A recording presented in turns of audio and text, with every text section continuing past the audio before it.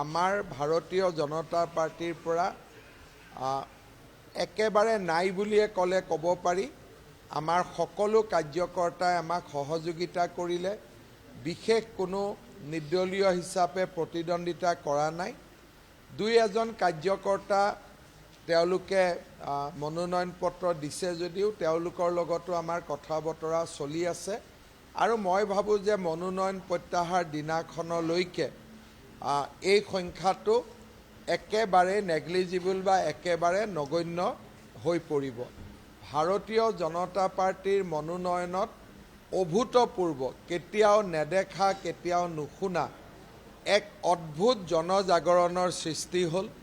মই অসমবাসী ৰাইজক আমাৰ দলৰ হৈ কৃতজ্ঞতা জ্ঞাপন কৰিছোঁ আৰু নিশ্চিতভাৱে তেখেতসকলৰ আশীৰ্বাদত, অসমবাসী ৰাইজৰ আশীৰ্বাদত ভাৰতীয় জনতা পাৰ্টিৰ প্ৰাৰ্থীসকল বিজয়ী হ'ব বুলিও মই আশা কৰিছোঁ।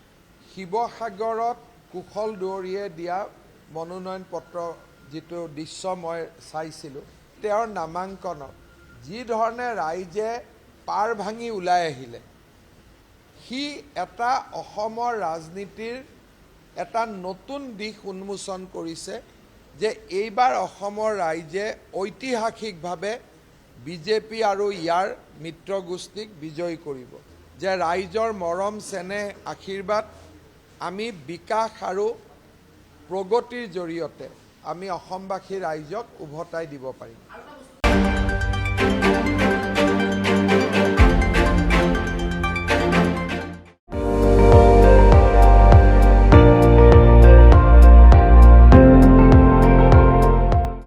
আপুনি চাই আছে ND24, সৰ্বশ্ৰেষ্ঠ নহয় সৰ্বোত্তমৰ দৌৰ।